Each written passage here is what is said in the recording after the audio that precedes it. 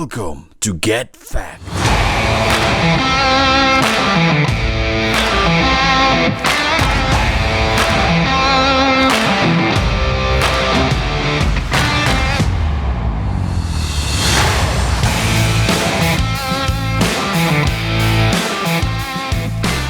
Oh. Good morning. Good morning. Or if you're listening when this gets released, good evening. Yeah, we're not used to doing it in the morning, the recording. Oh, I'm still asleep. Yep, I feel like a schoolboy. Yeah, just got up from school. Nice and early. And today our guest is going to be another mind-blowing guest. And it's too early to be learning, but let's see how we get on. My mind was blown just waking up. Yeah, that was a struggle. Are you looking forward to your holiday? I am, yeah. When do you go away? 28th? 29th. 29th? Monday the 29th. So when this is released, it'll be tomorrow. You're going away tomorrow? I'll go away tomorrow. Yeah. Yeah. So have you got any plans for what you'll be doing? We're hopefully going to be doing a quad bike tour and go out on a boat to an island where you can jump off and stuff like that. Swim with the fishes. Swim with the fishes? You're going to swim with like dolphins or... No, just fish. No mammals? No, just fish? Just fish. No. What type of fish? Do piranhas class as fish? I think you swim with them? Oh, well. I'd like to say no. What about the sea cucumbers? If you find one of them, pick it up, Robert. $2,000. I'll see how much they are when they're all cellophane wrapped. Yeah. So, have you got anything planned for the weekend other than going away, leaving me? Packing. Oh yeah, it's always that busy moment, isn't it? It's getting everything into a suitcase that doesn't fit. It's not that. It's watching the missus flap around. Yep. Losing her mind. Yep. It's surprising how much you can get in a suitcase, though, isn't it? When you fold it correctly. Yeah. It's weird. It's like that's never fitting. Then you close it, it goes. Zzz, eh? Didn't look like it fit. It was sticking out half a mile. This is the thing about weights as well now, isn't it? You've got to be careful. The what? Weight? The weight, oh, yeah, it's dodgy, isn't it? If you go like a kilo or a gram over, yeah, you get charged. Really? I think so, yeah. How much? I don't know. That's why I know it's extortionate. I tend not to go over. Try and keep it to a minimum. Oh, they'll do a little bit under, don't you know, to be safe. I'll have to go with 1 day's less worth of boxer shorts. Yeah, that's the thing. You come back with more, don't you know? Because you got gifts for everyone. But why is it always a struggle packing your case coming back? I know. It's because of all gifts. Just get everyone a keyring. It's cheaper and easier. Just pack a lot of keyrings. I've just sent myself a little video. It's about global cooling. This is a weird little video. Bill Gates doesn't think of himself as some guy who got super rich making bad software. Bill Gates thinks of himself as God, in control of the solar system. And that's why Bill Gates is now backing something called sun-dimming technology that would reflect sunlight out of the Earth's atmosphere, causing global cooling. Ooh, that's not fraught with risks. You thought gain-of-function research on pathogens was dangerous. Try that. But that doesn't stop Harvard University. Its scientists are testing that technology by spewing calcium carbonate dust into the atmosphere. Bill Gates is backing the first high-altitude experiment of one radical climate change solution, creating a massive chemical cloud that could cool the Earth. It's called solar geoengineering, and it's highly controversial. It would look something like this. Thousands of planes would fly very high and use nozzles to inject millions of tons of light-reflecting particles into the stratosphere. It would create a thin chemical cloud of those particles around the whole planet, blocking some sunlight from reaching the surface. It would mimic a giant volcanic eruption, which we know cools the Earth. Well, that's weird, isn't it? What do you think of that? I don't know if I believe that. Global cooling. Seems a bit too propagandish. This is where it goes into like alien species type thing. You start trying to control the weather. Yeah, that's a bit weird. I don't know. That seems to be a bit too propagandary. It does, doesn't it? Bill Gates. Yeah, it does, doesn't it? Yeah. I mean, are certain countries going to allow these planes to fly over their airspace? Maybe, I don't know. Well, it's like chemtrails, isn't it? That's kind of a similar trick, isn't it? go through with planes and spew a load of whatever they're putting into the atmosphere. Oh, well, watch this space, I suppose. Yeah, just watch above your head. If you see a load of weird chemicals coming into planes, you know it's global cooling. Those aren't vapor trails. Yeah. I don't know if that's a good thing or a bad thing. Is global cooling supposed to be good? I thought that was a worry. I think we should just let the Earth progress how it's naturally meant to. I think all this global warming is part of the evolution of the Earth. Right. We've had an ice age. Yeah. We've come out of that. We've had our time, and now what's to say we're not going into a hot age or? Yeah. Do you think we're just going to evolve with it, like Magnamen? Magnamen. That's all. Magnamen. Yeah. I don't know. Maybe we'll evolve with it. Maybe we'll die out like the mammoths did after the end of the ice age. Maybe them snails in volcanoes have already evolved, ready for it. Maybe. We're behind. And then in millions of years' time, someone can then bring us back like they did with the mammoths. But I don't think we're saying because they got frozen. We melted. Oh no, they got frozen, died, and they couldn't survive. They didn't freeze. They couldn't survive because the Earth was warming up. And I thought it was they all froze. I thought that's why they was finding like full frozen mammoths. Oh, no, I think it was because the Earth was warming. They couldn't find the food that they needed. Right. Obviously, some of them starved. We need somebody on that knows more. We need a paleontologist. Yeah, that's what we need. Yeah, people that dig stuff up, find out more about it. You know, how I've been saying codswallocks. Yeah. Yeah, it's wrong, isn't it? It's codswallop. Well, that's what I thought. I thought you knew better. I thought it was a Wiggins thing. I've always said codswallocks because I thought it was like an interpretation like bollocks. I've just said that. Up the apples and pears and that. I thought it was like that. Cockney rhyming slang. Yeah, I thought codswallocks. I thought bollocks. But apparently the codswallop means this. It's probably an alteration of codwalloper person who deals in or handles fish. Also foolish person.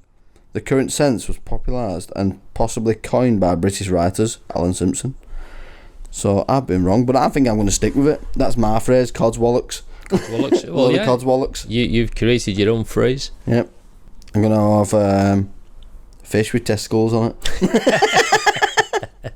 For the picture. Get that on a t-shirt. Oh, that'd be great. How do I explain that one when I go to Greece? Yeah, on your back. Why's that fish got like huge, space hoppers on his back? I used to love that, my space hopper. You did? Yeah. Went everywhere with it. I used to have one. I think everyone's had a space hopper. I think everyone did.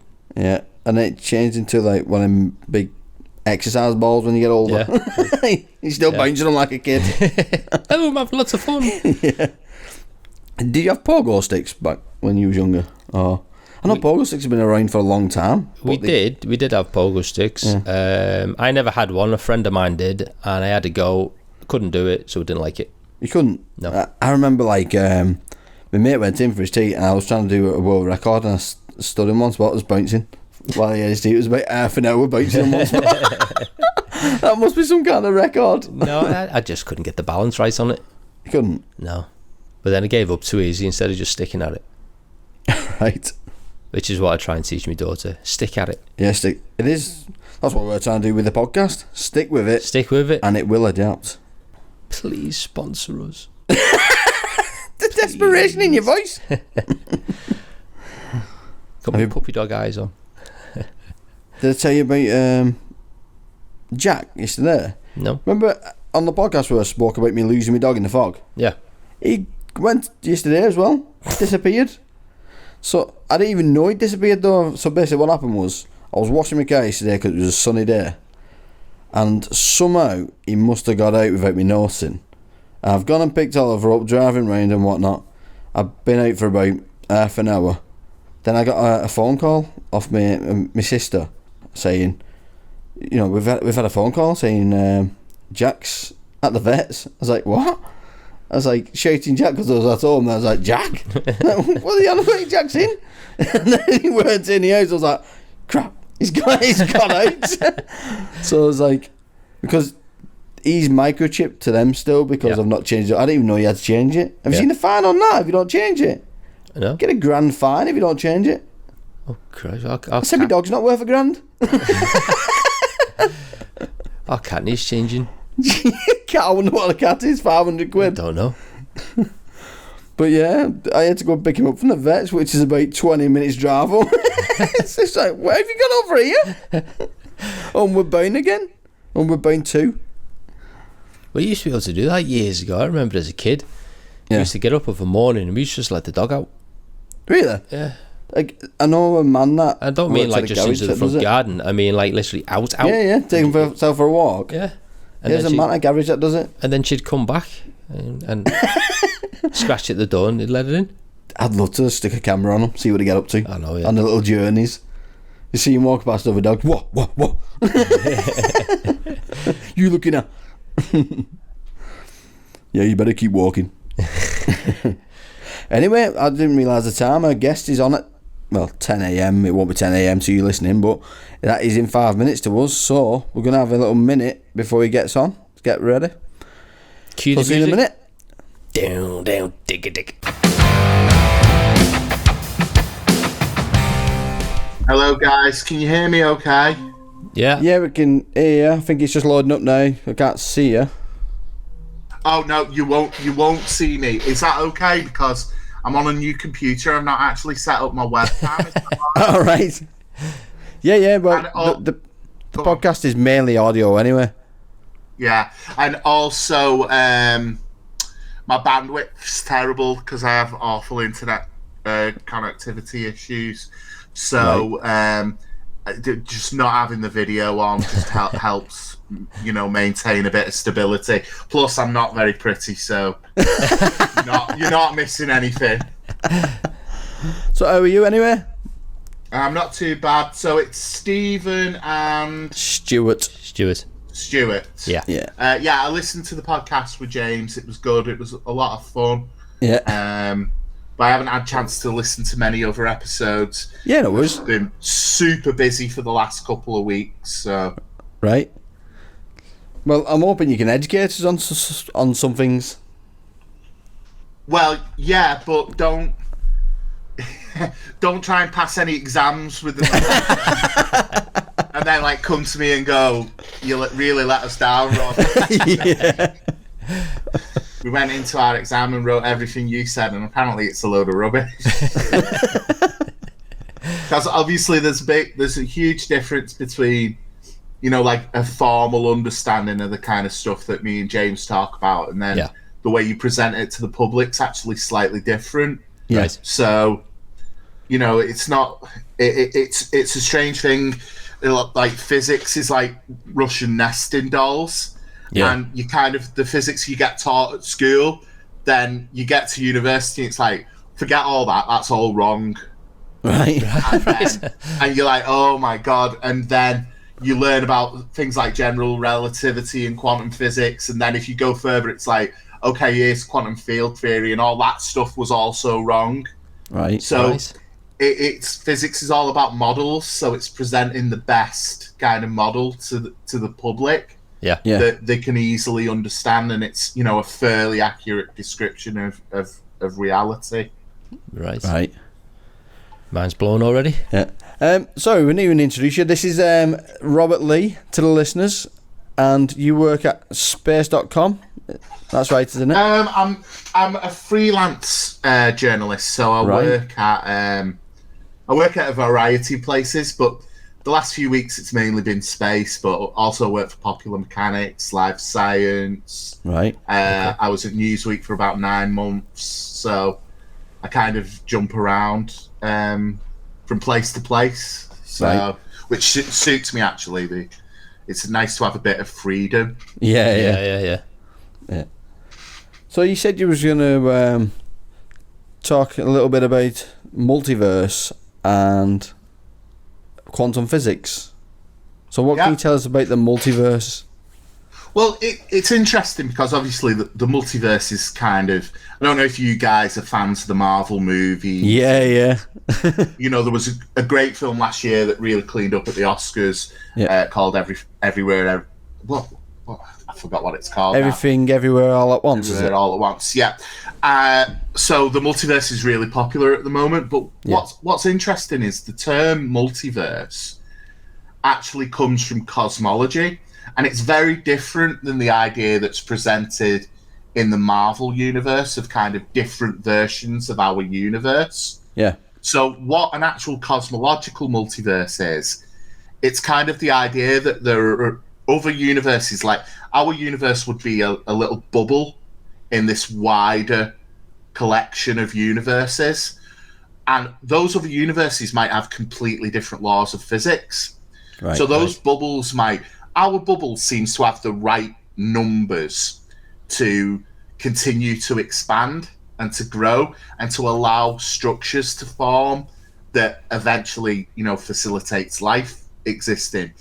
But other universes might have completely different numbers that causes them to either grow way too fast for any large structures to form, or it might cause them to grow a little and then completely collapse, or they may never grow at all.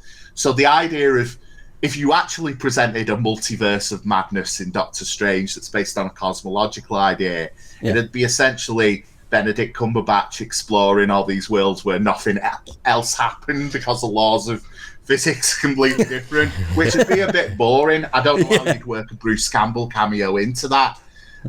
So what the multiverse that we kind of see in film and TV, think Spock with a beard, an evil Spock with a beard. So I can see one of you at least as an evil version of yourselves there. That kind of multiverse idea actually comes from quantum physics. Yeah, right. So there's an interpretation of quantum physics called the many worlds interpretation, and that suggests that every time a quantum decision is made, every possibility creates its own universe.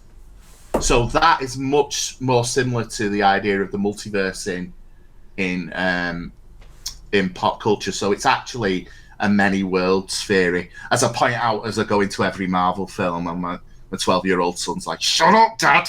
Let's say just watch the film. Get down from the front. People don't want to hear it." So and the interesting thing about the many worlds interpretation is, one of the big problems with it is it suggests like this kind of exponential growth.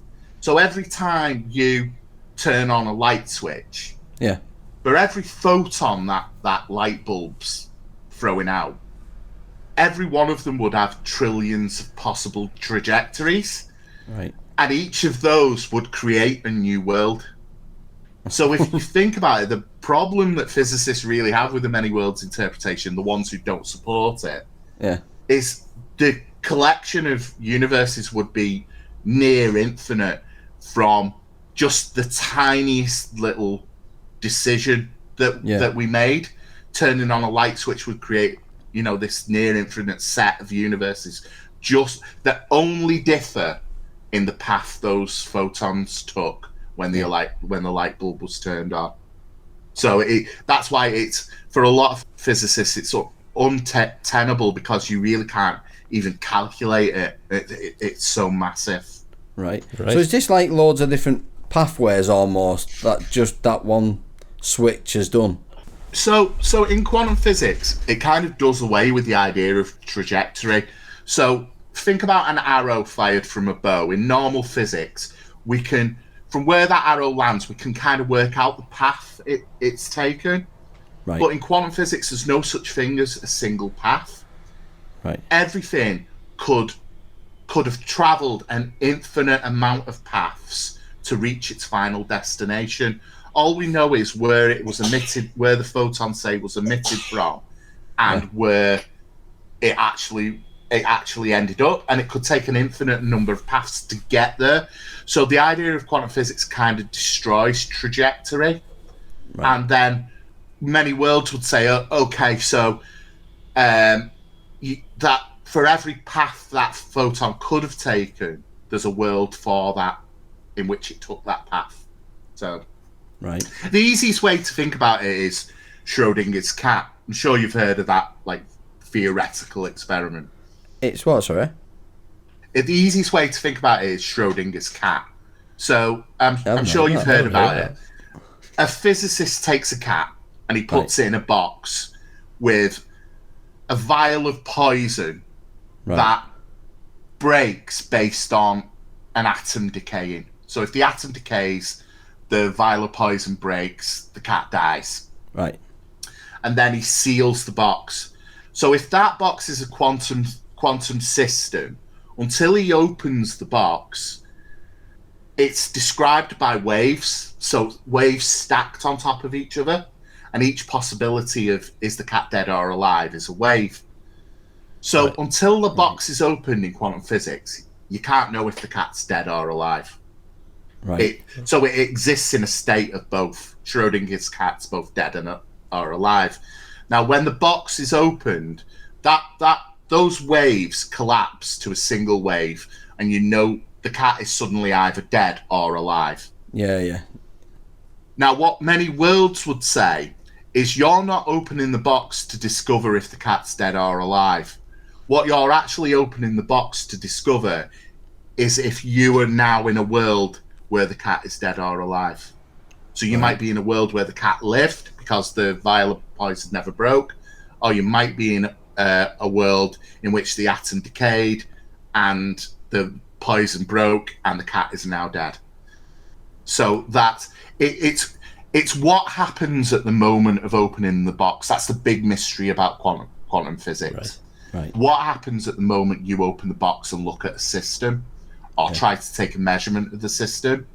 What causes that collapse?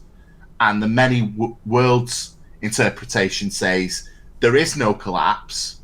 The wave function grows, it swallows you, it swallows the lab, it swallows the entire universe, and you suddenly become part of that system where you could be in a world where the cat's dead, you could be in a world where the cat's alive. Right. I'd never heard that. That's a good conversation starter, isn't it? It is. I was just trying to get my head around it then. It is mind blowing, but it's that's where the whole mystery of quantum physics comes. What's happening when we take a measurement of a system? What causes that system to collapse and suddenly take a set value? Yeah. Okay. So how are scientists trying to understand, what are they doing to study the multiverse? Well, the actual multiverse itself, so like the many worlds interpretation, part of it hinges on the idea that these separate universes can't interact with each other. Okay. So there may actually be no way of knowing if there's another world somewhere where, you know, everything's different or just slightly different apart from this one thing. There's no way of crossing between those worlds to discover that. Right. But a cosmological, there's loads of interesting ideas for a cosmological multiverse with lots of different universes growing like bubbles in, you know, like soap. Yeah. So you kind of, you've got these bubbles growing and some collapsing. The problem is that our universe is expanding so quickly that we can't see past a certain horizon. We can't see, we've got like a cosmic horizon, and past that we can't see. Now, any of those universes would exist beyond that horizon, so there'd be actually no real way of visualizing them. Yeah. There's another idea. I can't remember the researcher who's behind this. I can't remember his name. But there's an idea that beyond the event horizon of a black hole lies another universe. And that there are baby universes beyond that event horizon. Now, the guy who suggests that says that there may be a way of discovering if that's true. If we ever looked at our universe and discovered that matter favors a particular direction, so it's denser in a certain direction, which which we don't see at the moment. It's pretty much evenly spread and homogeneous across the entire universe. Yeah. But if we ever found a favored direction, that might suggest that our universe exists beyond the event horizon of a black hole in another universe. It's a very new theory, and at the moment it's just completely hypothetical. Yeah. But that's his idea of what the multiverse is like. So every black hole in our universe would have its own baby universe hid behind there. Oh, right. So have they ever tried to like send a camera down there? You can't. The problem is that black holes are so. You get a massive star and its core collapses, and you create this region of infinite density called a singularity. Right. And that's the center of black holes. Now, the problem is a black hole has a second singularity, which surrounds it like a sphere, and that's called the event horizon. Now, the gravity of the black hole is so intense that at the event horizon, the escape velocity is the speed of light. Yep. So light can't escape from that beyond that point. That's a lot. So when have you seen the images of the black holes? Yeah. So that have been captured by the event horizon. That glowing ring, the inner edge of it, that's the event horizon, and then beyond that, you've got complete darkness because light can't escape from that region of the black hole. So you can't see beyond that point. Right. There's no actual real way of investigating beyond the event horizon. So that the only way we could find out if that cosmological model of universes behind event horizons is correct would be by discovering if we're behind an event horizon, which would be that, if the universe favored matter in a particular direction, that would imply that could be true. Right. But it may be something that we never know. I think it might be beyond our capabilities of ever discovering that. Right. Because obviously, like, there's been a few films now where like they use black holes, to enter different universes. So that you don't think that'll ever be possible? No, because the another problem with black holes that arises from that intense gravitational force is when you get too close to the central singularity, you get something. The tidal forces become so great that, say it was you entering Stephen, the gravitational force at your feet. Sorry, Stuart, I'll throw you into it as well. You look really crestfallen then. It's like, why does he get to go into the black hole? So the gravitational force at your feet would be so much greater than that at your head that you'd stretch out. Scientists call it spaghettification, which, isn't as pleasant as it sounds. Now, for like a supermassive black hole like Sagittarius A star at the sorry, can I just shut this window? I can hear all that. There's people doing the lawn mowing.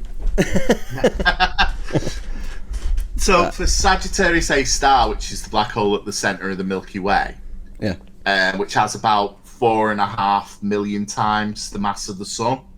So it's like 4.5 million suns crammed into an infinitely small space.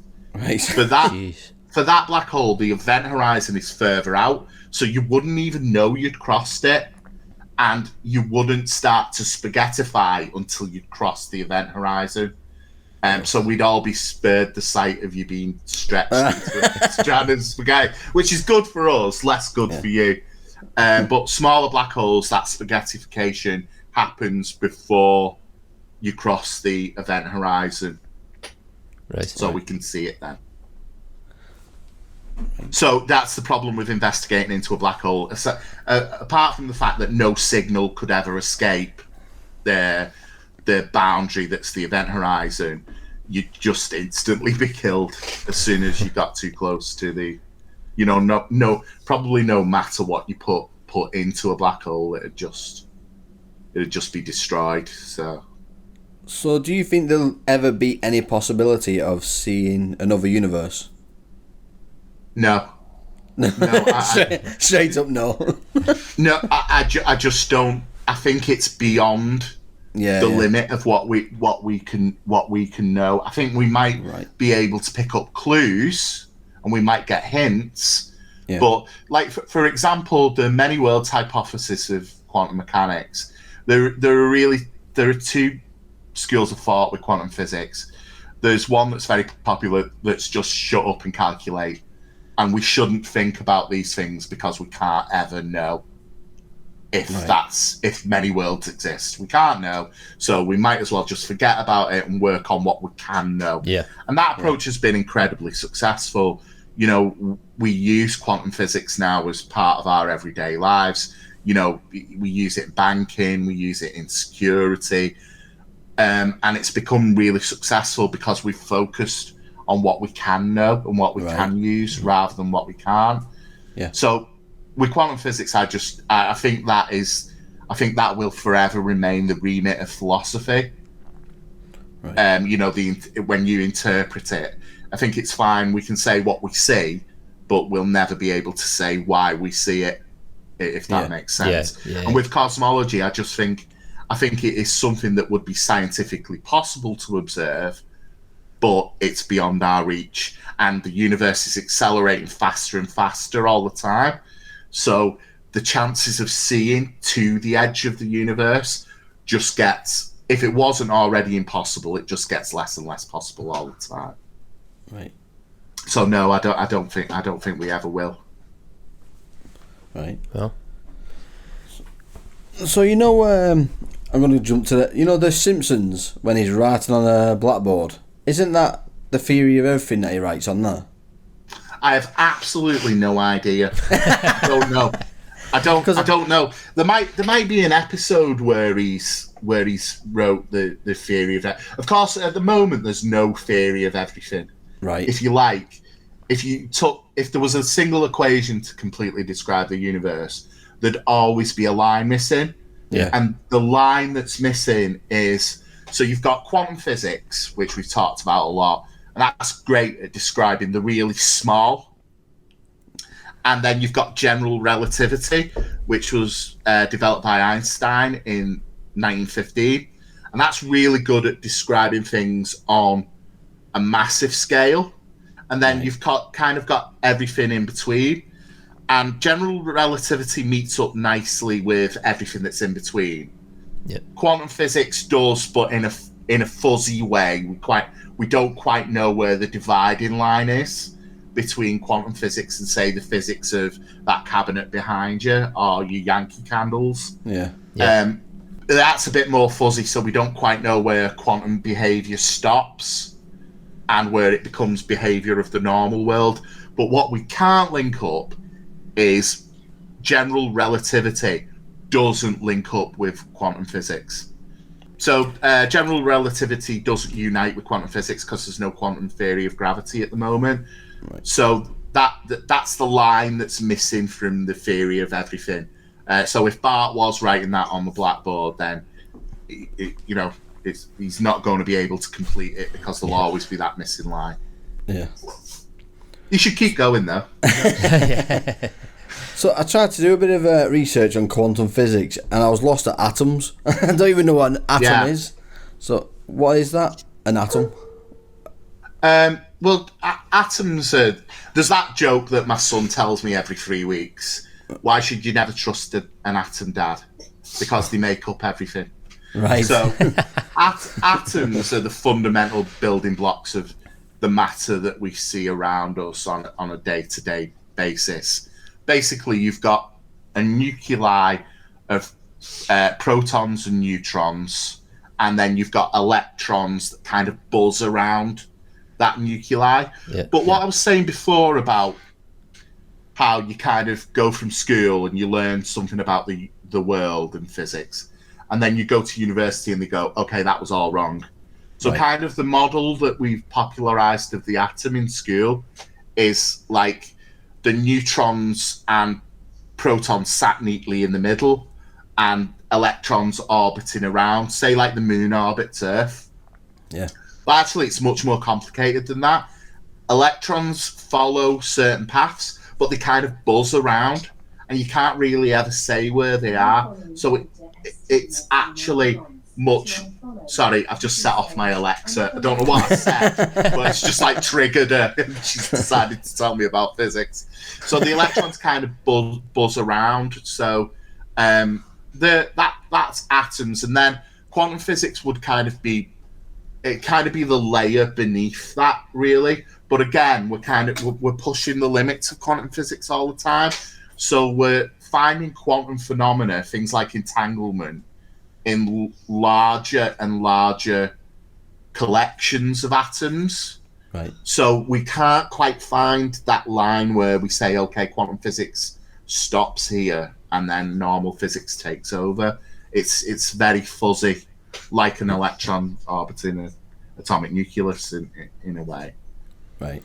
Is that what they were trying to do in Sweden when they did what was known as the God particle? Is to try and find that bridge between what you were saying before with that missing piece?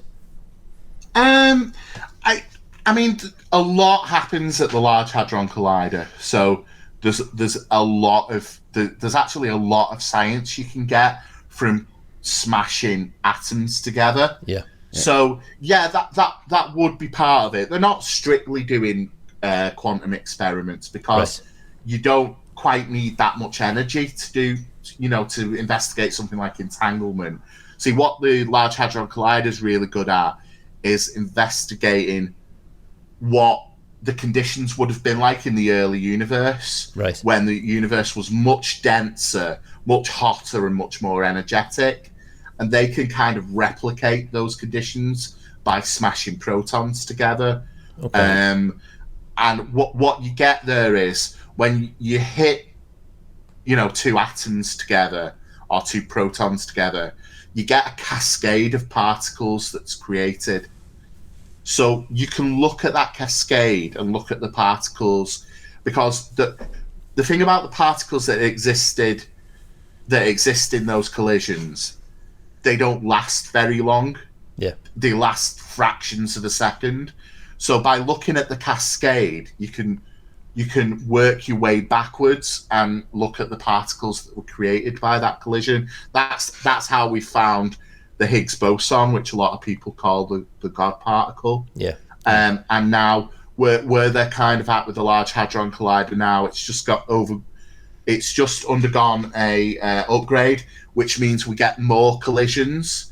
So it's producing more of these particles, more of these cascades, and when it produces more, there's a chance of seeing more exotic physics, if you like. Okay. But what they're kind of looking for at the moment, the discovery of the Higgs boson really completed the standard model of what we call the standard model of particle physics. It was the last little puzzle piece that was missing from that. Right. But now what they need to explore is physics beyond the standard model that the standard model doesn't quite explain.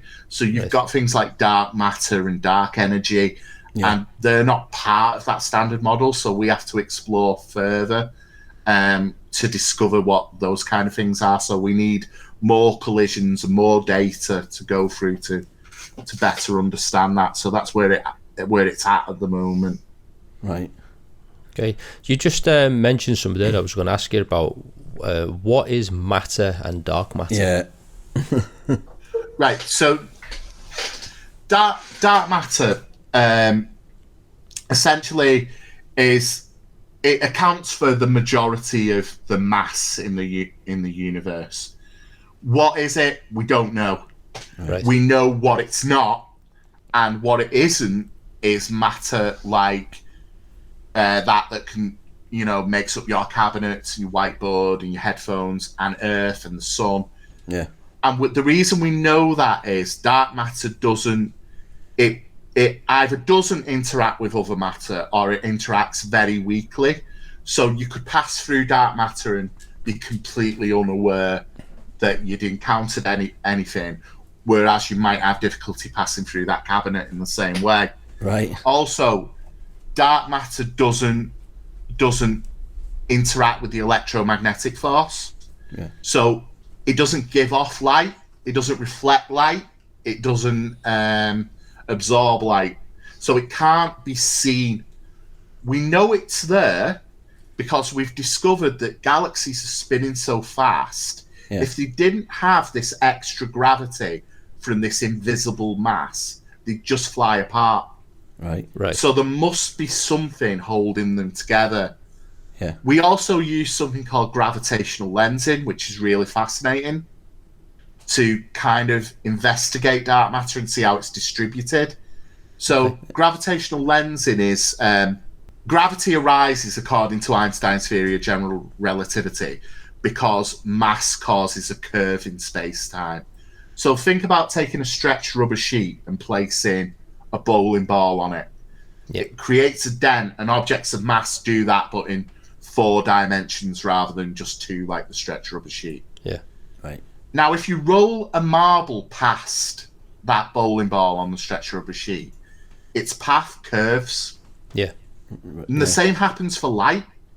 So if light from a background source is shining past a galaxy, the curvature in space bends that light, Yeah. which would normally travel in a straight path.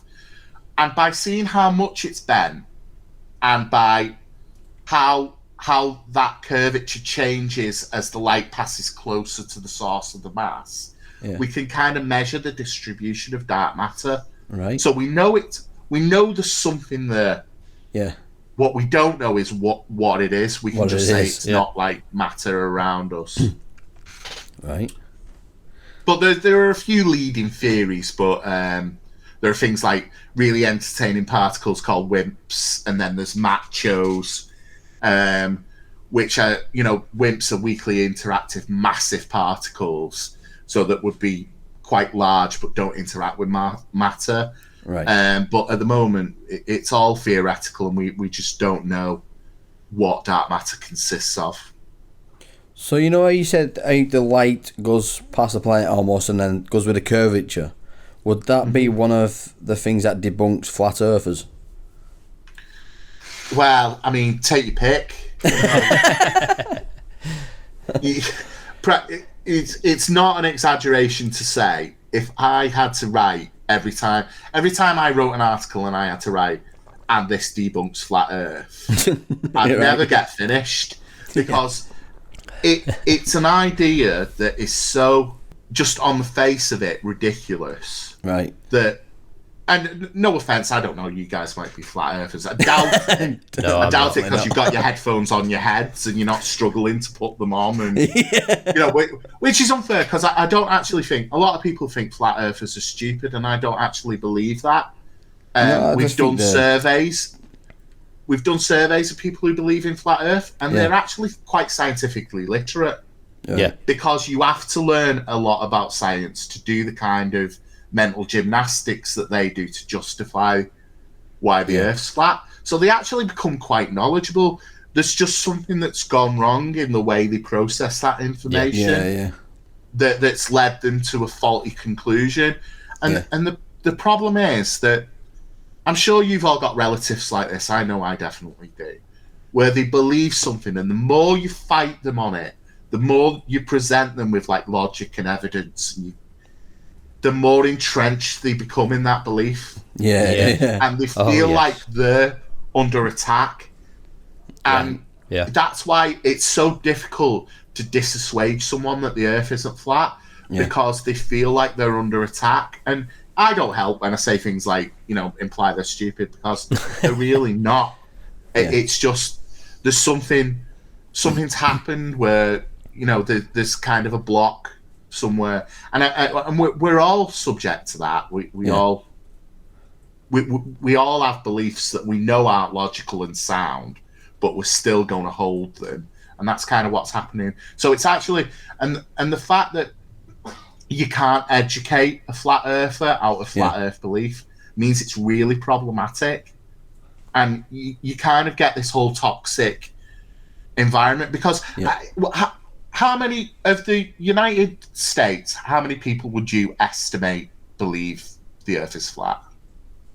Probably about 10%, something like that. What do you think, Stuart? Yeah, I mean, I agree about yeah, 10 to 20%. 1%. Okay. Yeah, I thought it was more than 1%, that, especially in America. When the American population were surveyed, 1%, far more of the American public believed in things like possession and the devil and ghosts than actually, and Bigfoot, than believed flat Earth. The problem is, flat Earth beliefs become amplified, especially on YouTube, where you kind of have these debates between people who are screaming at each other, and the subject isn't advanced in any way, shape, or form. It's like that old adage, empty vessels rattle the most. Yeah. And flat Earth's kind of the ultimate empty vessel. It's been blown up beyond all proportion of how many people actually believe in it. Because I was stunned when I read, the level of beliefs like 1%. Because when you hear that, you think, well, it's hardly a problem at all, is it? It's just the people who believe it tend to be quite vocal and quite loud. Yeah, about you that, find that or the at flat least some earthers of are them actually do. quite aggressive towards the people that believe it's round and global. It's crazy. Some flat earthers are extremely aggressive. Yeah. And I think that arises because of that feeling of kind of being under pressure and and feeling like everybody's against you and everybody wants to prove you wrong. And it's that. Similar to that, people who, anti-vaccination people who don't support the idea of vaccines, they become very entrenched and very aggressive. And when you're in that position and it's a major part of your belief system, I imagine it's quite easy to start believing, well, everyone's out to get me. Yeah. And I think that's where, because it's also been shown that people who tend to believe one conspiracy theory, they very rarely stop at one. Yeah. They kind of believe a lot. And I think it's when you feel like everybody's lying to you and everybody's against you that it's kind of easy to slip into other beliefs that are outside the mainstream. Yeah. So another conspiracy is that they didn't actually land on the moon. Is there ways of proving that they did? I mean, we've got reflectors that you could send a laser signal to the moon and reflect it back to Earth, and we if you've got a good enough telescope, you can look at the landing site for yourself. You can actually see it. You can go out and just look. Right. Same with the International Space Station. A lot of flat earthers don't believe that's orbiting Earth. No, yeah. Get a telescope. Find out when it's orbiting over your area of the world, and go look at it. Yeah. And then as soon as unless you think somebody's been tampering with your telescope, how do you explain that away? I think I've heard a theory that it's a hologram. Well, I think that seeing's believing sometimes, and I think if a lot of flat earthers actually went out with a telescope and looked at the ISS and kind of learned how the moon orbits Earth and followed astronomical objects as they travel around Earth, or as our position changed, they'd be dissuaded of the view. I think they'd have to do that on their own, though. You couldn't get a YouTuber called Science Bro Dude 24 driving out to a field and sticking their eye against a telescope lens, because they just think it was all a setup and it was all part of the plan to lie to them. So they've got to do it for themselves. Yeah, I know there's other conspiracy theories that there's two suns. Oh, I've not heard that one. No, it's out there. Apparently, there's two suns. That's all I know, because I don't believe it straight up when I first heard it. Where's the other one? I have no idea. I'll have to do. I'll have to look up on that one and bring it back to the next podcast. I suppose when you think about the sun as an astronomical object, there's way more than two. Right. So, yeah. the universe is filled with stars like the sun, but as for another one being in the solar system, I have heard. I'm sure there's a conspiracy theory that suggests, NASA are trying to ignite Jupiter like a second sun, which is one that's quite interesting. I mean, even conspiracy theories, if you read about them, you can learn something about it, because obviously if someone said, why isn't Jupiter a star like the sun, that brings up the whole discussion of where the dividing line between a planet and a sun is, because we're discovering more and more of these objects called brown dwarfs, and they kind of straddle the mass line between a planet and a star. So they're bigger than a gas giant planet like Jupiter, but they don't quite have enough mass to trigger nuclear fusion. Right. So they can't light up like a star like the sun. So who knows? Could there be a brown dwarf at the edge of the solar system? Yeah.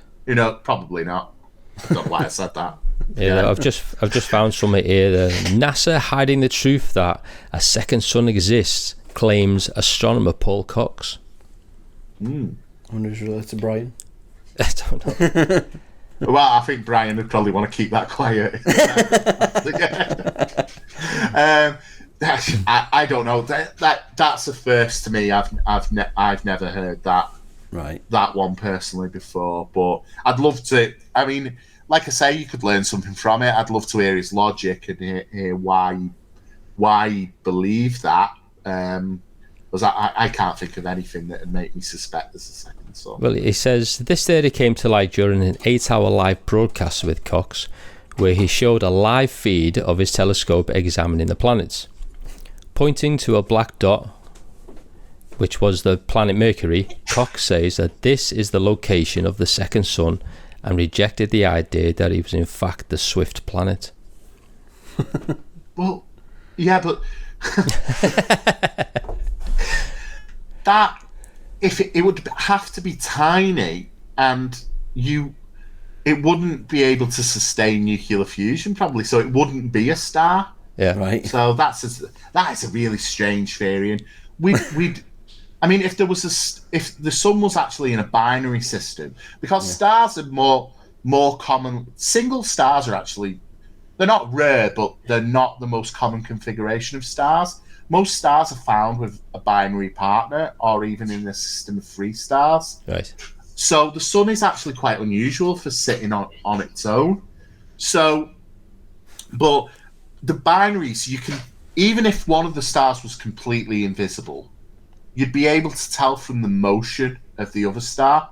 We've got so good at detecting changes in motion that are caused by orbits of objects that we can identify planets outside the solar system by looking at the tiny wobble that they cause in the motion of their star as they orbit it. So I'm pretty sure that if there was a second sun orbiting the sun, we'd know about it by now. Yeah. But unless NASA are covering it up, though. Well, that's it. You see, that's what he's claiming to. Why won't you tell us the truth?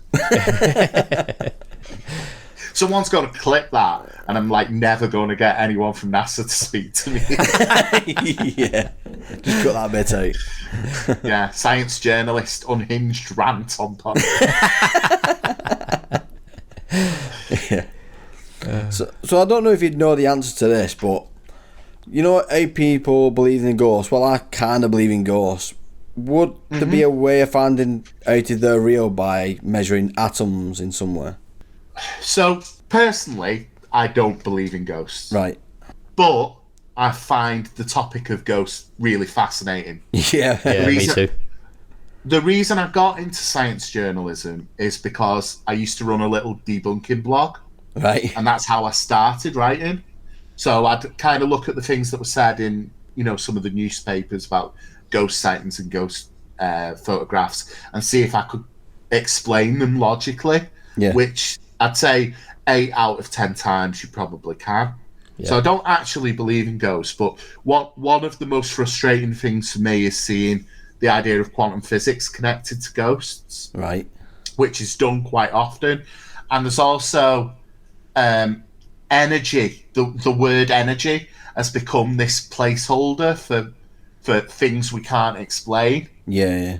You know, energy, vibration. They're very misused by believers who want to make ghosts sound more scientific than the belief actually is. Yeah. So the misuse, that kind of mystery of what happens when we open the box. Yeah. So that wave function collapse that opening the box and measuring a quantum system represents. Quantum physicists use the word observation. So they say when we make an observation of the system. Now, observation, to me and to most people, gives the impression of actually looking at something with your eyes. Yeah. Now, if you think about a quantum system, we're talking about particles that are smaller than atoms here. So the idea of looking at it with your eyes is ridiculous to begin with. Yeah. But the use of the word observation, so we make an observation on a system and that causes the system to change, has created this whole subculture where people think that a quantum system will behave differently if we are looking at it than if it does if we're not. So that's kind of raised the idea that it's something to do with our consciousness that causes the collapse of a quantum system, which really isn't the case. If an experiment was run and we took a measurement remotely from the Dog and Duck pub rather than the laboratory, it'd still collapse in the same way. Yeah. Because what you're basically doing is when you make an observation of a quantum system, you're forcing it to interact with another system, and that causes it to change. Yeah. Now, that's been used to kind of explain the idea that misunderstanding has been used to explain the idea that maybe consciousness exists outside of the human body. Yeah. And unfortunately, it really doesn't suggest that to me. It's kind of given rise to this whole quantum mysticism where you get people selling all kinds of crazy products and they'll go, oh, it's quantum. Well, that explains how it works. And energy's the same when people say, okay, so Einstein said energy can't be destroyed or created. It could only be converted. So what happens to the energy that is us when we die? But the difficulty is that is the energy that makes up you, a lot of heat, some electrical energy and chemical energy. There is no life energy that goes somewhere after we die. Right. You die, the chemical energy is dispelled as heat, your electrical energy dissipates, and you're left with just a lot of chemical energy in essentially a shell that doesn't work anymore. So when people say, well, where does your energy go when you die? Unfortunately, the truth is it goes back into nature. You know, the microorganisms that feed on you, and then they'll use that energy to continue, you know, their life cycles, and it's unfortunate, and it lacks mysticism, and a lot of people see it as a kind of cynical view of the world. Yeah. But look at that.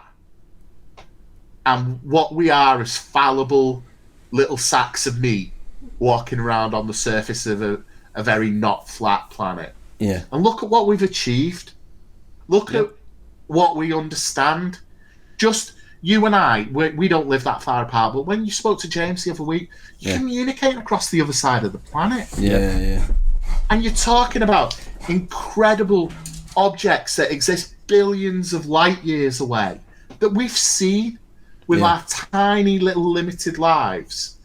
And what we've done is we've created something incredible. And if we could just all recognize that instead of just getting lost in mysticism, or just uniformly destroying each other, then how wondrous would the world be? I've just been writing about, I don't know if you've heard about the Axiom 2 mission that's just launched, and it sent the first woman from Saudi Arabia into space. Right. Her, and she's riding with another Saudi Arabian astronaut. They'll be the first Saudi Arabians to reach the International Space Station. Right. We're sending missions like this are happening all the time. We're sending people in orbit around the planet. We're getting ready to send people back to the moon.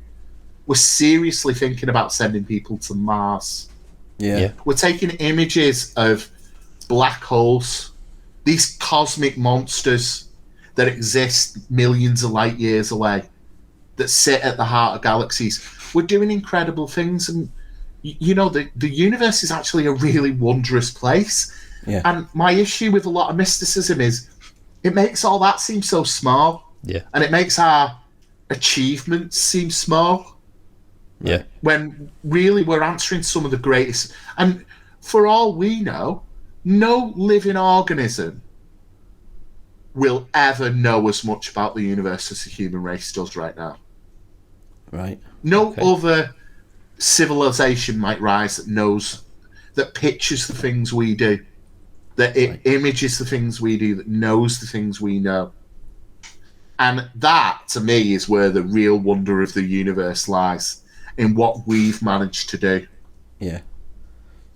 So as I asked James, I'll ask you the same question. Do you believe in aliens yourself? As you said, you just said we know more than any other living organism.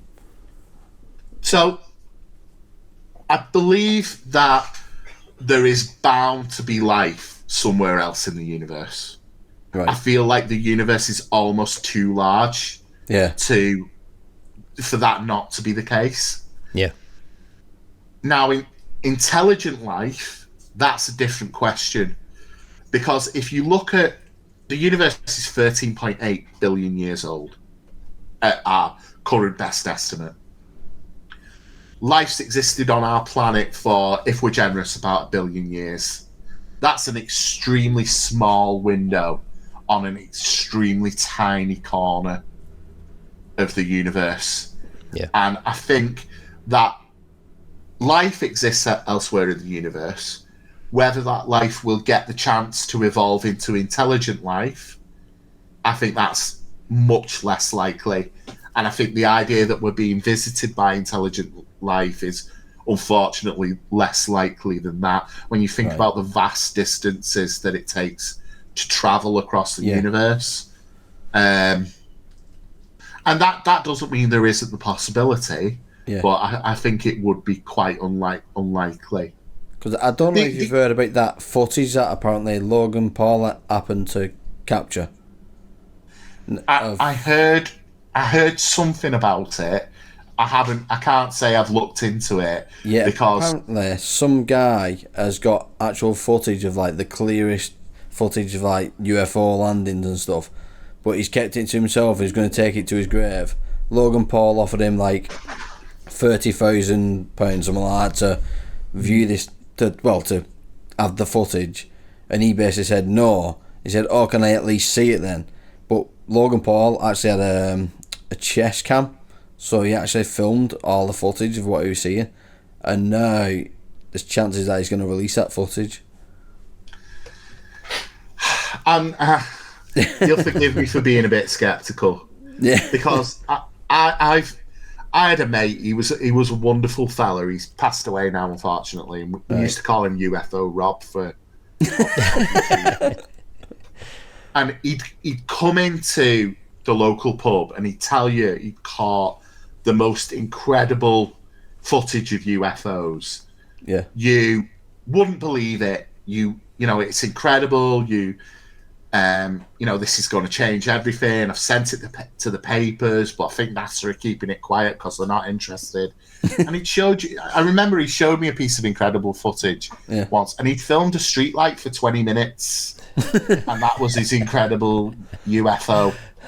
I think the problem is, and not to disparage him because he was an incredibly great guy, really generous, huge heart, but he just kind of.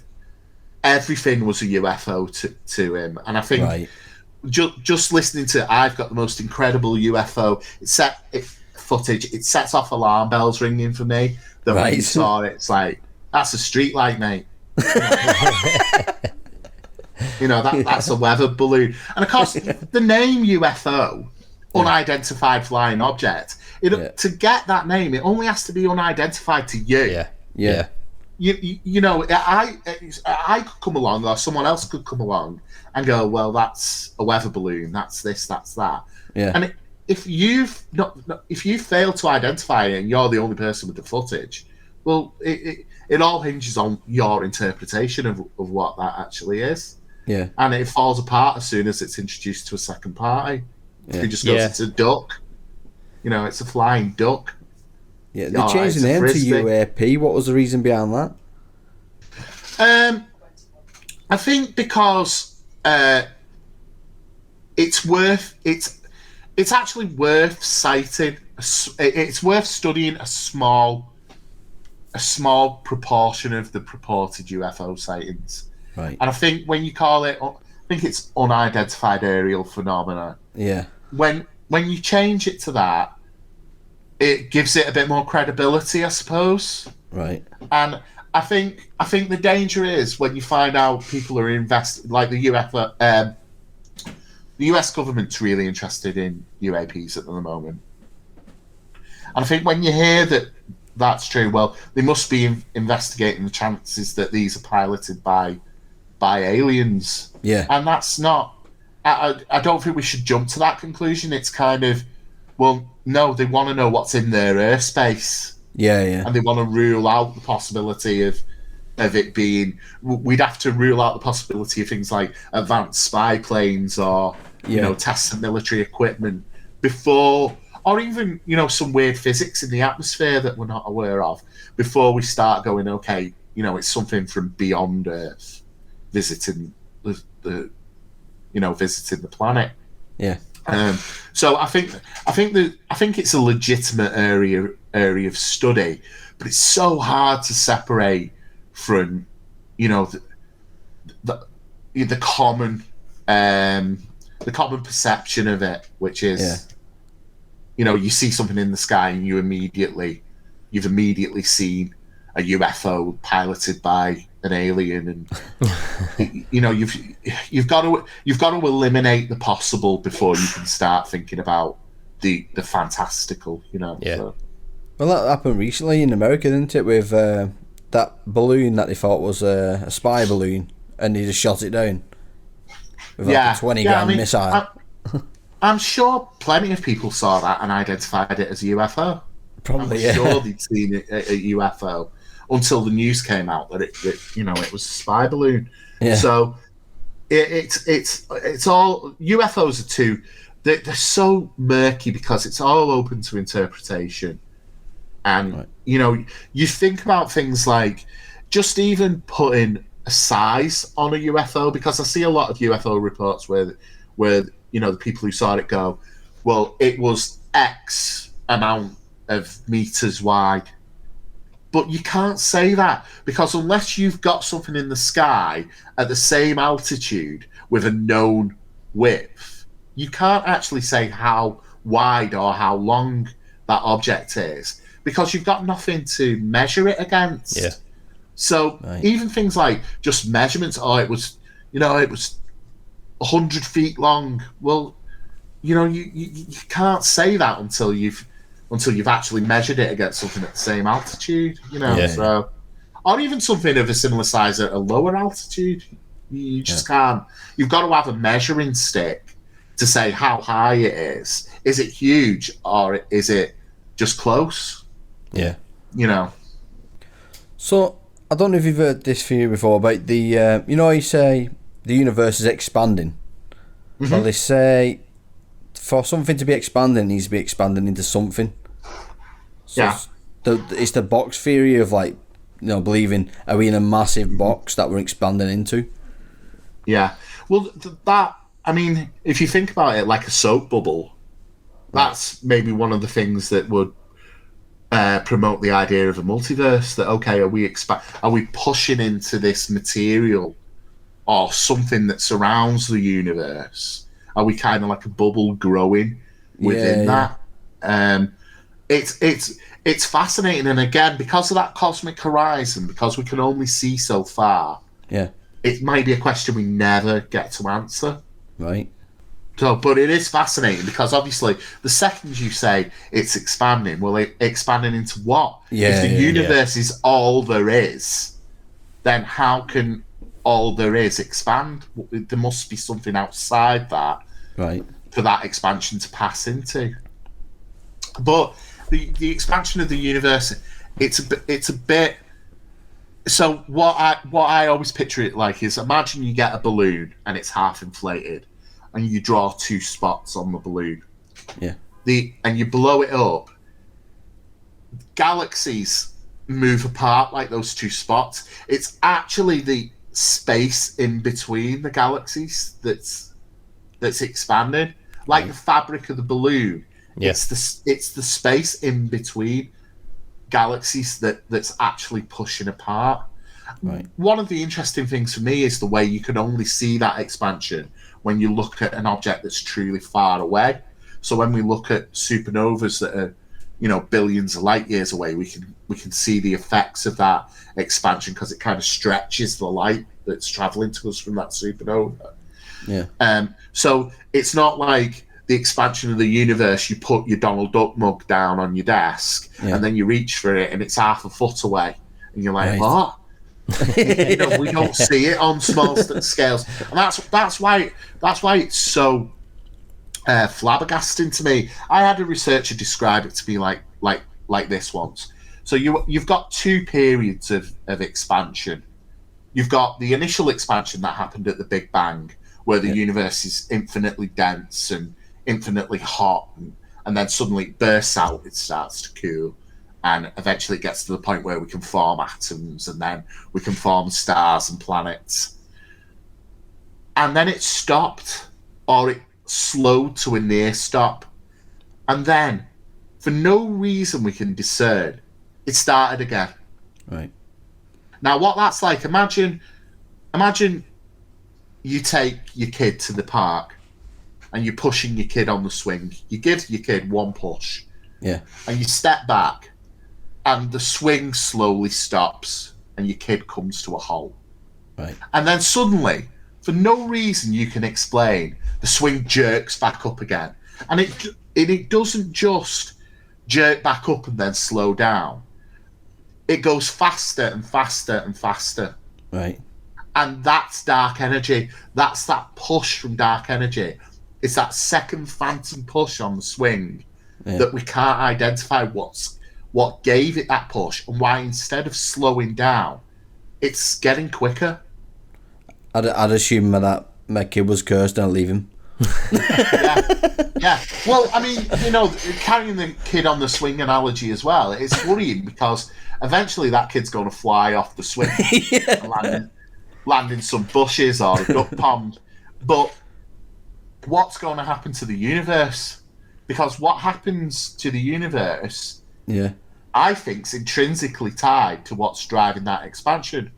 Is the universe going to eventually reach a point where it's just complete heat death, expands to the point where, there's everything cools and it's like a frozen dead universe.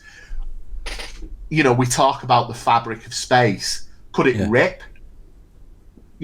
If you placed an object that's too heavy on your stretched rubber sheet we were talking about before, it's going to tear. What if the universe can only stretch so much? And that's a set of theories called Big Rip. And then there's the other idea. What if it expands to the point and then snaps back? And that fits into Big Bounce, a set of theories called Big Bounce, where the universe would then rapidly contract in on itself. Yeah. And then when it reached a tiny point, you'd have like a second Big Bang, or maybe not even a second, maybe an nth Big Bang. Maybe this has happened a multitude of times in the past, and we can only measure the period of the current expansion, if that makes sense. So what if the universe snaps back, and then we call that Big Bounce? Right. So what is happening with dark energy, which I think is probably one of the greatest mysteries in physics at the moment, what is happening with dark energy may be intrinsically tied to how the universe dies eventually. So do you think think the universe will die? It will just stop, or will it just keep going in some kind of other way? That's a huge question. Well, it's a huge question, and to answer that, we need to know more about dark energy. Right. We need to know why, because it was always there. It just didn't. There's just for a reason it started to dominate everything. Because now it's estimated to make up about 80% of the universe's energy and matter content is dark energy. But it was once dominated by matter. It was once dominated by other types of energy. But for some reason, it's now dominant, and its dominance is increasing all the time. Right. And that's why the universe just accelerates faster and faster. Right. Cool. So, on this episode, before we chatted to you, I played a video that was about, apparently Bill Gates is trying to do a global cooling. I don't know how true this is. Don't know if you've heard of it. Where he puts like a chemtrail almost into the air, and it puts a layer on. Yeah, I mean, you've got all sorts of... There are interesting ideas. So you could... I don't quite know how that'd work, but if you had something reflective, maybe. Yeah, that's what it's meant to be, like a reflective cloud almost that takes away a bit of the sun or something. I just think when we kind of take measures like that, the problem is I think we're kind of looking away from the problem a little bit. Right. And it's kind of, don't worry, we'll carry on burning greenhouse gases, and we'll carry on putting, carbon into the atmosphere. Yeah. But don't worry, Bill Gates has got a plan. yeah. And it worries me because I think sometimes it diverts away from the actual problem. Yeah. And the actual problem is we know we need to make a change. Yeah. We know that we have to do it urgently. And any plan that would help is great as long as it doesn't distract away from the main effort of cutting the amount of carbon we're putting in the atmosphere, cutting the amount of methane we put in the atmosphere, all the greenhouse gases. And I think it's great, but you also kind of have to look and go, well, is it just distracting us from what we actually have to be doing? So all kinds of efforts, I think we're going to get to the point where we're going to need everything we possibly can to try and limit climate change. Right. So any effort's good as long as it's not an excuse to sit back on our laurels and kind of not do it. Because this isn't the worst thing about climate change is this isn't something we're just finding out about. Yeah. We've known for a long time that something needs to be done, and we've waited and waited and waited because the fact of the matter is we don't want to change. We've got comfortable lives. Yeah. We don't want to change. We don't want to be told don't use your car. We don't want to be told don't use as much electricity because we like our lives. We like our plastic wrap sausage rolls. We like our air conditioners. We like our cars, and change is hard, and we're all like that. I'm like that. You're like that, and anybody who says there isn't, they aren't. They're either a very, very special human being or they're lying to you. But it's come to the point now where if we want our kids to have a livable world, we have to change. And we're seeing these terrible weather events. Yeah. That it's killing people. It's taking away people's livelihoods. We either change or the world will force us to change. Yeah.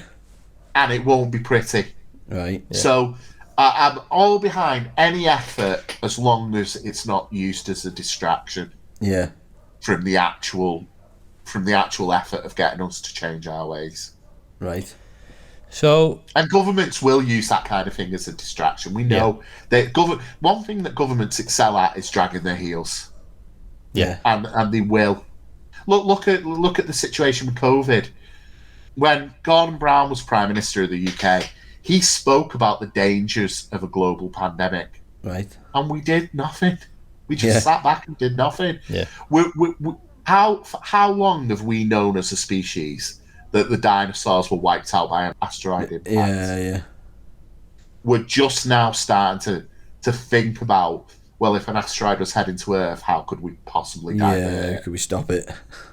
We're thinking about it now, and because we'll deal with a crisis when it comes up, but when it comes to forward planning, if that takes money, we're not so keen on. Is that not because we've only just got the technology though? Because obviously a while back we only just got planes and stuff. So but why have we only just got the technology? Is it because nobody's been? Because if you think about it, we've been sending. When did the Hubble Space Telescope launched in 1990? Yeah. So we're talking. We've been putting things in space way before that. Yeah. So it's not like we haven't. We might not have had the technology, but the seeds for that technology existed. If that makes sense. We how long ago did Voyager 1 and Voyager 2 launch? And they've now moved out of the solar system. So we've had the technology to do that kind of thing for a long time. We've just not actioned it because it didn't seem like a big enough threat.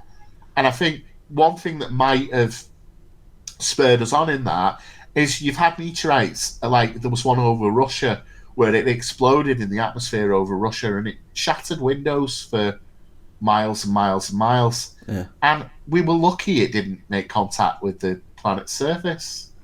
Yeah. And I think that's made people actually sit up and take notice and go, well, actually, we're talking about, in the United Kingdom, we can't deal with a bit of snow falling from the sky. No. How the hell are we going to deal with an asteroid falling from space? It's crazy. The infrastructure just isn't there to deal with it.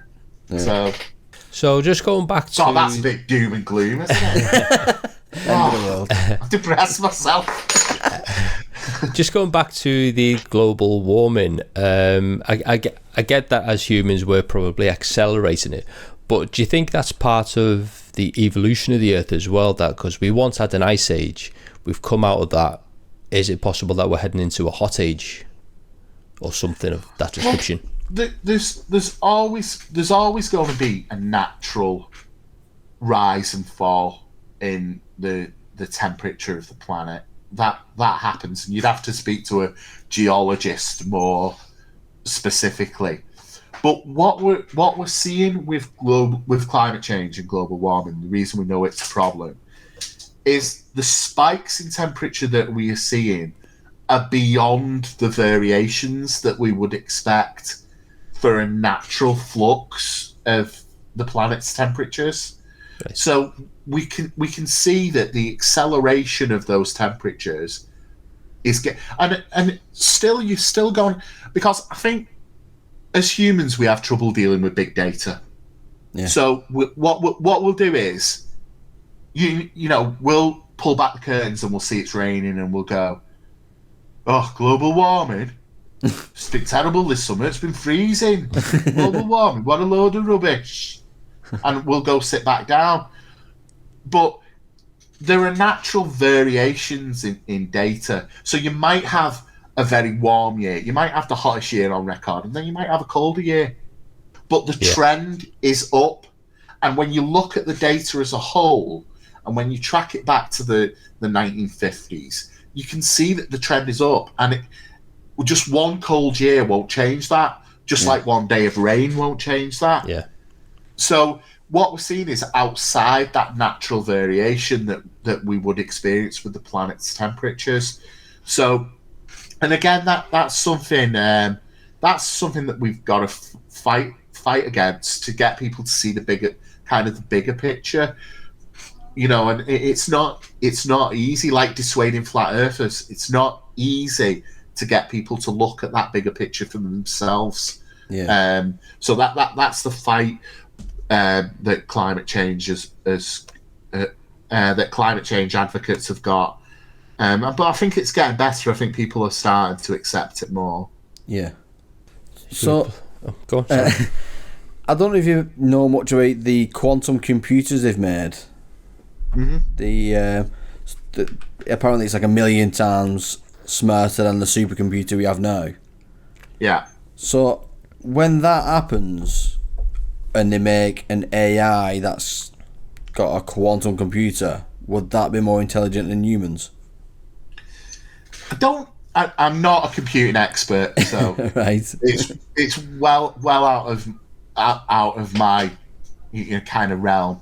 But I think the problem with AI ultimately is humans will always be able to do one thing better than AI, and that's we kind of create and we can change our patterns of thinking, and an AI will do what it's programmed to do.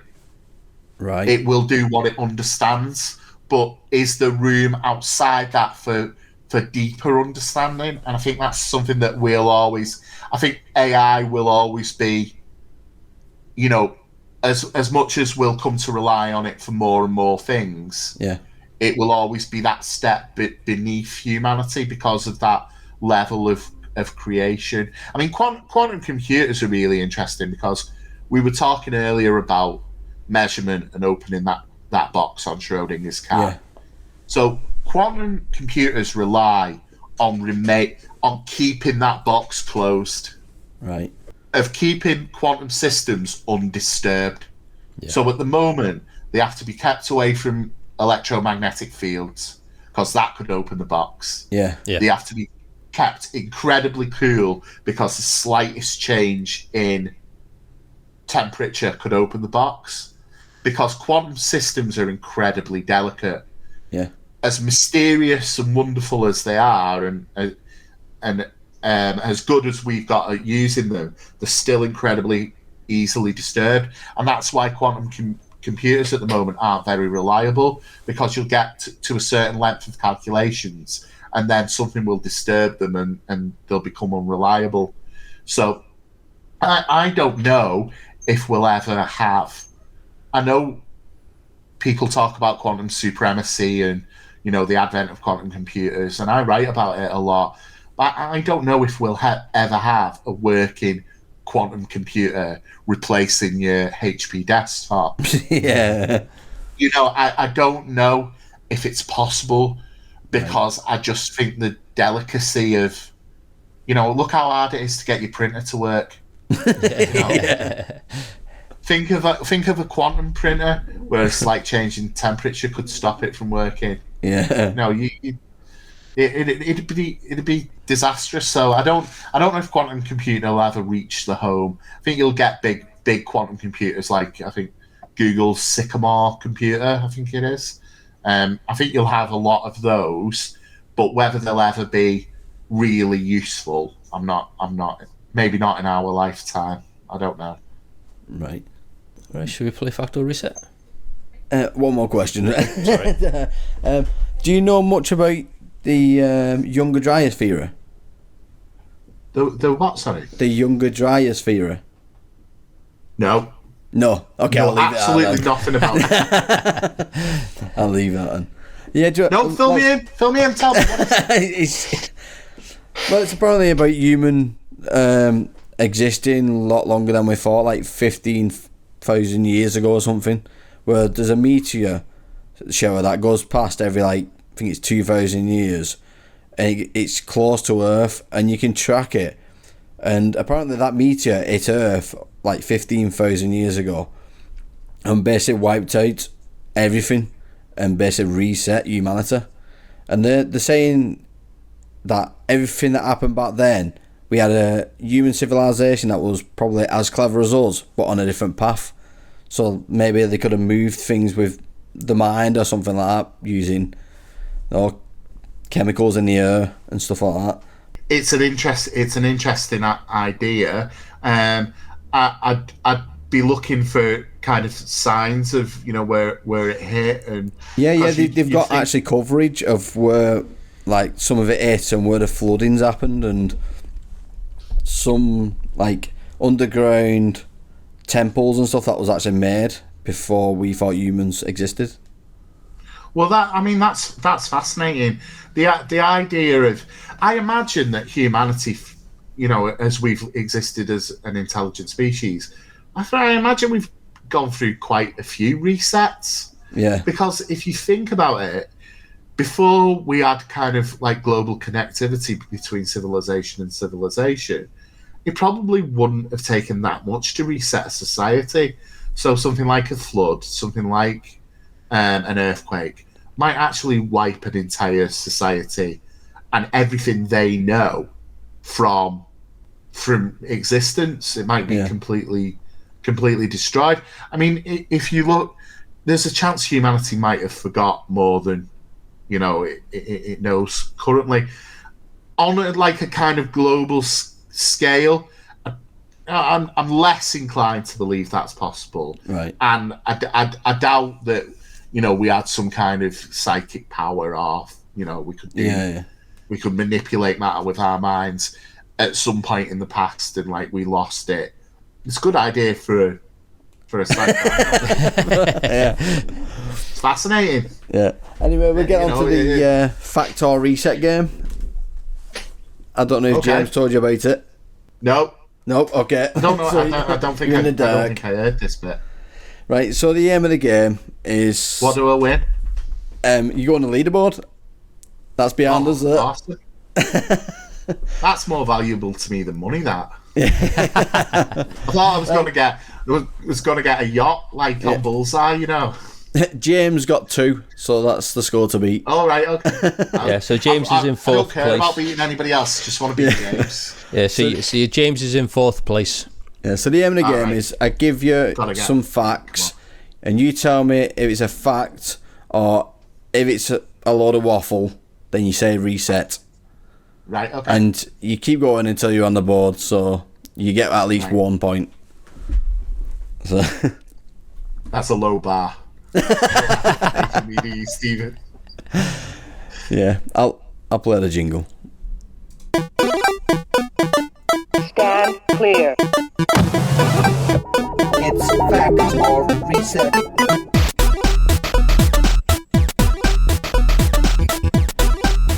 So we'll start. A group of slugs is called a sludge. Fact or reset? Reset. Yep, you're on the board. That was a tough one. This one's a UK based one. It might be hard though. The Spice Girls were originally a band called Touch.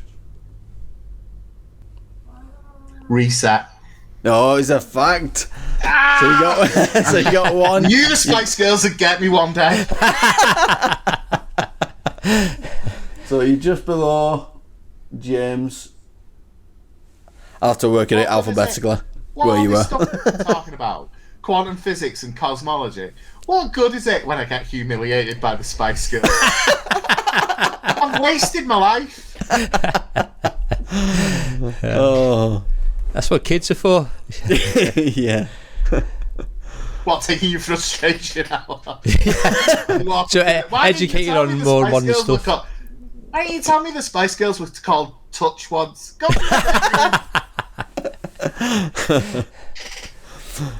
Well, that's all the questions I've got. Yeah, anyway. it's been great chatting with you. It's another educational, mind-blowing episode that was. Yeah. Enjoyed it.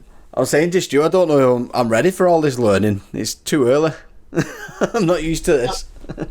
Yeah, it's a bit much early in the morning before you've had your coffee, isn't it? Yeah.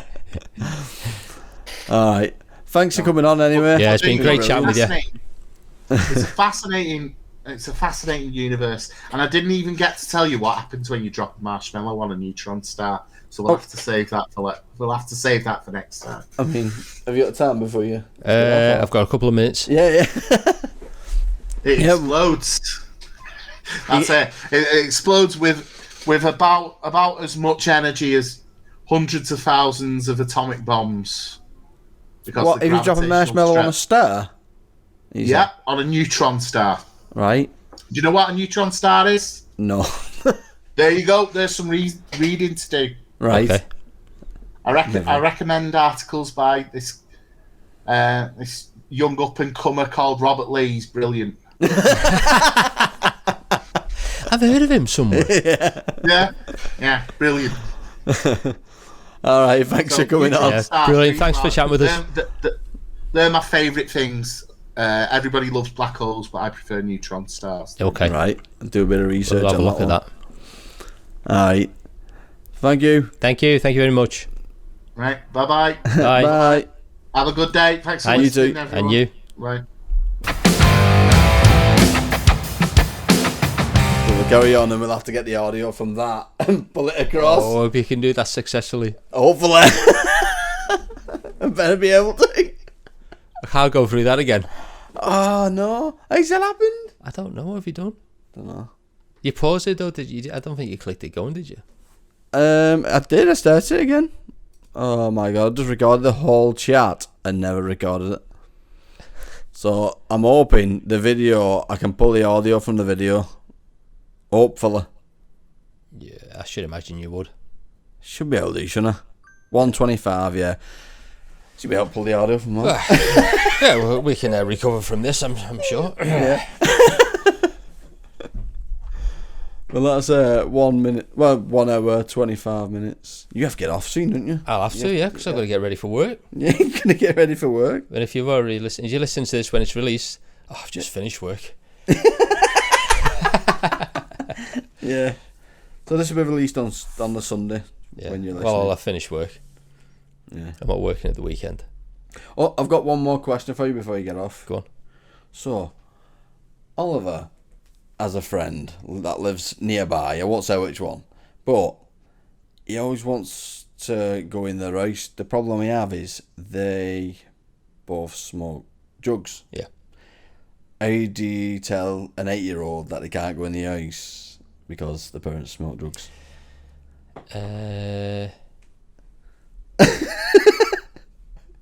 I'm sorry, son. You can't go in that house because his parents are druggies. Straight up. Just be straight with him. No, I just You're going to learn something today. I just say something like that. That funny smell that you can smell that comes out of the house. Yeah. It's not very good for you, and Yeah. and we don't want you around that. Right. That's the way I'd do it. Yeah. He's more than welcome to come to our house, Yeah.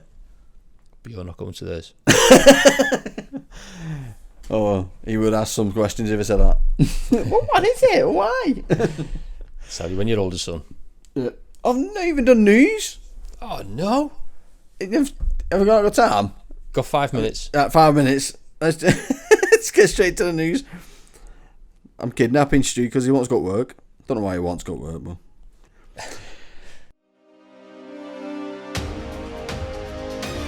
A man in India recently found a massive gold nugget while washing clothes in a river. The nugget weighed over 8 pounds and was estimated to be worth around 346 grand. Wow.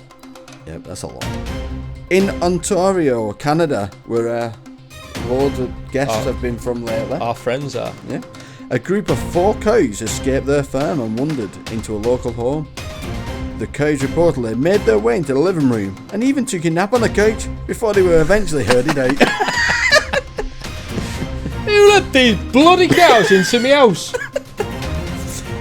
A man in the UK claimed to have discovered a chicken nugget in his McDonald's meal that was shaped like a character from a video game, Among Us.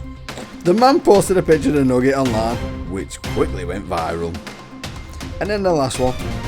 A Texas man recently built a giant, functional robot out of scrap metal and old car parts. The robot, which stands over 20 feet tall, can move its arms and legs and even has a flamethrower attached to one arm. And that's all for the ChatGPT news. Over to you, Stu. It's looking sunny outside. It is. And it's not as warm as last week, though. It's not as warm. Brilliant. Just going back to that thing about the man built a robot, they've done that in Japan. Have they? And you can sit in it and operate robots. That Really? That fire stuff. Oh, that's mental, that. James May, Our Yeah. Man in Japan, the TV series. Right. Have a look at that. Will do. Crazy. Right. Anyway. So we've got a lot of research to do now. Got a lot of There's research. 2 things there. We've not had any emails this week, so I've had none to read. So please keep them emails coming in. So you can email us at contact@getfact.co, and the website to subscribe and follow is www.getfact.co. Please send emails in to keep us knowing that you're still listening, and pretty soon we'll hopefully have some merchandise to buy if you want to, like, if you want to support us, I don't mind. Anyway, keep them coming in, and that's the end of the show. Hopefully I can get the audio from the video. It was nice to have a backup, wasn't it? Just guess. Yeah, just in case. I imagine that. I was on about stopping that as well because he didn't have video. So Good job he didn't. yeah, that's all from us. Anyway, I hope you enjoyed the show, and I hope it wasn't too much for your brain because it hurt mine. It ain't mine. Have a lovely day. Have a good day. Peace out. Cue the music.